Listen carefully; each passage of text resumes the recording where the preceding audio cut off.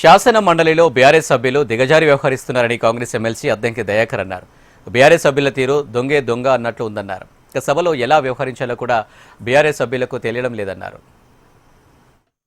కేవలం ఒక ఇల్లు ఇంటెన్షన్ తోనే ఈ సభలో ఇలాంటి చర్చను జరగకుండా ఉంచడానికే, ప్రభుత్వానికి వచ్చే మంచి పేరును రాకుండా చేయడానికే ఈ సభ్యులు ఇలాంటి ప్రయత్నం చేస్తున్నారని నాకు అనిపిస్తుంది. అధ్యక్ష, ఈ రోజు వాళ్ళు అనుకున్న ఏ కుట్రలు చేయాలనుకున్నా సరే ఈ బిల్లులు పాస్ అవడమే కాదు, అసలు వాళ్ళు ఈ రాష్ట్రంలో వాళ్ళ పార్టీ యొక్క తీరు చూస్తే ఏ రకంగా ఉందో మీరు చూడండి. వీళ్ళను ఉన్మాదంగా చూడాలన్నా లేకపోతే ఒక్కొక్క అభ్యర్థి ఒక్కొక్క తీరుగా ఉన్న పరిస్థితి ఉన్నది. కాబట్టి వాళ్ళను సపోర్ట్ చేసే విధంగా వీళ్ళు ఇలా ప్రవర్తిస్తున్నారు.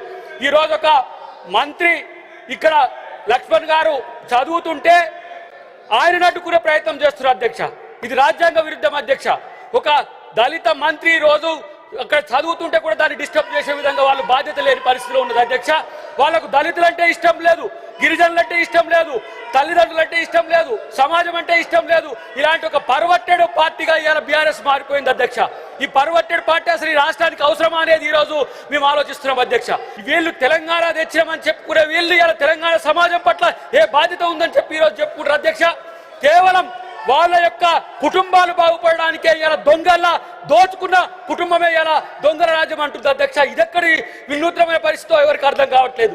కేవలం మేము ఒక 10 మంది ఉన్నాం, అసెంబ్లీలో అదో ఇదో హల్చల్ చేస్తాం, అది వార్త అవుతుందని చెప్పి ఒక చీప్ టాక్టిక్స్ తో ఇలా బీఆర్ఎస్ పార్టీ తన ప్రతిష్టను దిగదార్చుకుంటున్న పరిస్థితి.